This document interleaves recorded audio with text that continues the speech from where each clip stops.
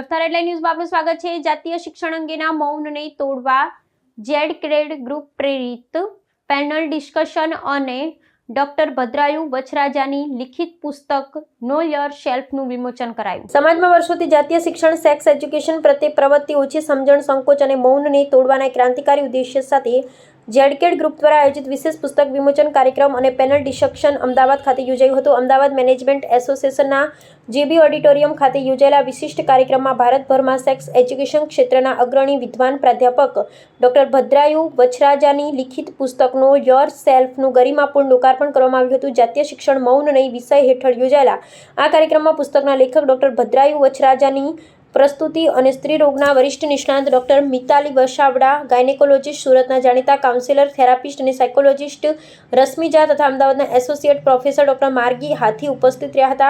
સમાજમાં સકારાત્મક પરિવર્તન લાવવાના આ ભગીરથ પ્રયાસને બિરદાવ્યો હતો। પેનલ ડિસ્કશનનું સંચાલન તેજલ વસાવડા દ્વારા કરવામાં આવ્યું હતું।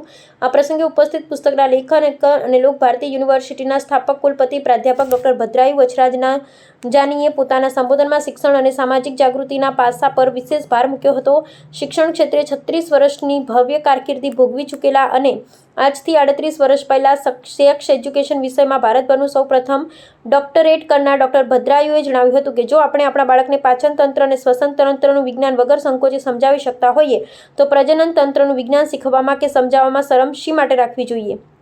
તેમણે ઉમેર્યું હતું કે પ્રજનનતંત્ર એ મનુષ્યના સમગ્ર પર્સનાલિટી ઉપર અસર કરનારું અત્યંત મહત્વનું તંત્ર છે। તેથી જ 13 વર્ષની ઉપરના કિશોરો, યુવાનો, વાલીઓ, શિક્ષકો માટે જાતીયતા અંગેનું એક સચોટ સેલ્ફ લર્નિંગ મટીરિયલ પૂરું પાડવાના ઉદ્દેશ્યથી તેમણે પુસ્તકની રચના કરી। અગાઉ ગુજરાતીમાં પ્રકાશિત થયેલા તેમના પુસ્તક તમારી જાતને ઓળખોની 12થી વધુ આવૃત્તિઓનો અભૂતપૂર્વ સફળતા બાદ બદલાતા સમયમાં સોશિયલ મીડિયાના કારણે વ્યાપ્ત બનેલી યુવાનોની જાતીય મૂંઝવણોને વૈજ્ઞાનિક ઢબે દૂર કરવા માટે જ ખાસ કરી અંગ્રેજી માધ્યમના વાચકો માટે આ સર્વધીર્થ પુસ્તક નો યોર સેલ્ફ તૈયાર કરવામાં છે, જેમાં બાળકથી લઈ પિતા બનવા સુધીની સમગ્ર સફર અને વૈજ્ઞાનિક આકૃતિઓ સાથે તાર્કિક રીતે વર્ણવવામાં આવી છે।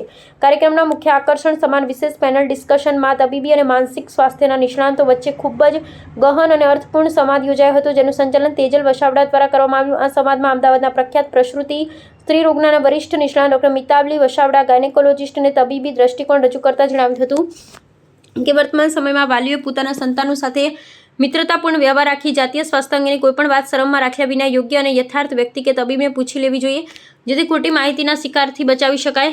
આ જ સમાજને આગળ ધપાવતા સુરતના જાણીતા કાઉન્સિલર, થેરાપિસ્ટ અને સાયકોલોજીસ્ટ રશ્મિજાએ માનસિક સ્વાસ્થ્યના પરિપ્રેક્ષ્યમાં સ્પષ્ટ કર્યું હતું કે સેક્સ્યુઅલ કન્ફ્યુઝન કે કમ્પલ્ઝન જેવી આંતરિક મૂંઝવણોમાં એકલા મૂંઝાવા કે શરમાવાને બદલે પ્રોફેશનલ કાઉન્સેલરની મદદ લેવી જોઈએ, જે સાચું માર્ગદર્શન આપી વ્યક્તિને સન્માર્ગે વાળી શકે છે। આ સમગ્ર પેનલ ચર્ચામાં અમદાવાદના associate professor doctor Margi હાથીએ moderator તરીકે સુંદર ભૂમિકા ભજવી સંવાદને અત્યંત રસપ્રદ બનાવ્યો હતો। કાર્યક્રમના સમાપન અવસરે જેડકેડ ગ્રુપના પ્રતિનિધિઓએ આ પ્રકારના પબ્લિક અવેરનેસ ફોરમને સપોર્ટ કરવાના પાછળનો પોતાનો સામાજિક સંકલ્પ દોહરાવ્યો હતો। તેમણે જણાવ્યું હતું કે જેડકેડ ગ્રુપ સમાજમાં કોઈ ક્ષણિક કે ઉપરછલ્લો બદલાવ લાવવા કરતાં સમાજને સાચી દિશામાં દીર્ઘકાલીન રીતે જાગૃત કરવા માંગે છે, જેથી આપણી આવનારી પેઢી એક સ્વસ્થ અને વૈજ્ઞાનિક માનસિકતા સાથે આગળ વધી શકે। આ પુસ્તક ઝેડકેડ પબ્લિકેશન દ્વારા પ્રકાશિત કરવામાં આવી છે અને ઝેડકેડ પબ્લિકેશનની સત્તાવાર વેબસાઇટ amazon.in અને ફ્લિપકાર્ટ પર ઓનલાઈન તેમજ અગ્રણી ઓફલાઈન બુક સ્ટોર્સ પર ખરીદી માટે સરળતાથી ઉપલબ્ધ છે। મીઝા, હું કાઉન્સેલર છું, સાયકોથેરાપિસ્ટ તરીકે કામ કરું છું અને મારું મુખ્ય એરિયા છે spiritual psychology. So according to me, જ્યારે તમે પોતાની જાતને સમજો છો, તમારી અંદર ક્યારે કયા ઇમોશન જનરેટ થઈ રહ્યા છે એને પણ તમે સમજો છો, અને તમે જ્યારે જાતને સમજતા થાઓ છો તો તમે એને મેનેજ કરવાનું પણ સમજી શકો છો। ઘણી બધી વાર તમે જ્યારે જુઓ છો ત્યારે તમને જે ઇન્સ્ટન્ટ જન્મે છે અને એને રિએક્શનમાં કન્વર્ટ થઈ જાય છે। હવે આ થાય છે શેના માટે, અને જો આ થાય તો ત્યારે વ્યક્તિએ સમજવું કેવી રીતે કે મને આવું થઈ રહ્યું છે, હું કોઈને જોઉં છું અને મને એમ થાય છે કે હું આની સાથે ફ્લર્ટ કરી લઉં તો હું શું કરું। તો આના માટે કોઈ સ્વસ્થ ચર્ચા કે જ્યાં એ વ્યક્તિ, એ બાળક, એક કિશોર કે એક એડલ્ટ એ પૂછી શકે કે આવું થતું હોય તો શું કરવાનું, શું ગમે ત્યાં કરી લેવાનું, કેમ કે બધા કરી જ રહ્યા છે, બધા ફ્લર્ટ કરી રહ્યા છે તો હું કરી લઉં। તો એ સમયે આ જો ચર્ચા થઈ શકે કે દોસ્ત આ જે જન્મે છે ને એ તારા એકલામાં નથી જન્મી રહ્યો, એ બધામાં જન્મે છે, પણ લોકો આને સમજવા કરતાં આને જે મળી રહ્યું છે, જેમ કે તમને ભૂખ લાગી છે તો તમે યોગ્ય વસ્તુની રાહ જોશો, ઝેર નહીં ખાઈ લેશો। એવી જ રીતે તમારી અંદર કોઈ બદલાવ આવી રહ્યો છે, તમે એને રિએક્ટ નહીં કરી દેશો સોસાયટીમાં, તમે એને પહેલાં સમજશો. જો તમે સમજો છો તો તમે સ્વસ્થ હોવો છો. જો તમે સ્વસ્થ હોવો છો ડેટ મીન્સ તમે અવેર હોવો છો. અવેર હો છો પછી તમે જે કાંઈ નિર્ણયો લો છો એ નિર્ણયો યોગ્ય દિશામાં જઈ શકે છે. That I feel according everything. રાજકોટથી આવું છું. શિક્ષણ જગતમાં મેં લગભગ 38 વર્ષની સેવા આપી છે અને આજથી લગભગ 38 વર્ષ પહેલાં મેં એજ્યુકેશનમાં વિશિષ્ટ વિષયમાં PhD કર્યું, જેને સેક્સ એજ્યુકેશન કહેવામાં આવ્યું.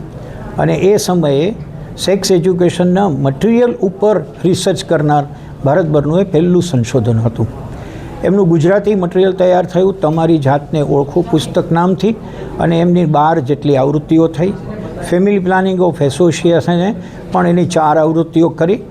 એટલે એ પુસ્તકના આધારે એવો મનમાં થયું કે અત્યારે આપણે સૌ અંગ્રેજી માધ્યમ તરફ આગળ વધી રહ્યા છીએ અને આપણા ઘણા બધા સંતાનો હવે ગુજરાતી સમજવાને બદલે અંગ્રેજીમાં આવી રહ્યા છે. તો આ બુકનું આપણે કેમ અંગ્રેજી ન કરીએ, એટલે ZCAD પબ્લિકેશન દ્વારા એ કામ થયું.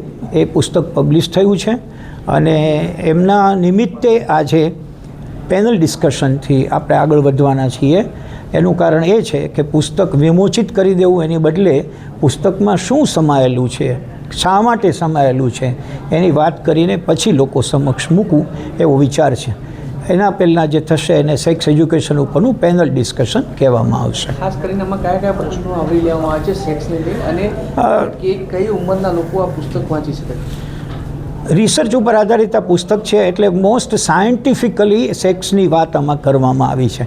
આ કોઈ ઉડતી બજારનું કે એવું પુસ્તક નથી, ખાનગીમાં પરચેસ કરવું પડે કે છાપામાં સંતાડીને લઈ જવું પડે એવું કોઈ પુસ્તક નથી. ગુજરાતીમાં તમારી જાતને ઓળખો પુસ્તક છે. એ 13 વર્ષથી ઉપરના કોઈ પણ 8 ધોરણથી ઉપર વિદ્યાર્થીઓ, વિદ્યાર્થિનીઓ, માતા પિતા, શિક્ષકો, બુઝુર્ગો સૌ કોઈ એને વાંચી શકે, કારણ કે એમાં સેક્સ અને સેક્સ રિલેટેડ પૂરેપૂરી માહિતી વૈજ્ઞાનિક ઢબે આપી છે.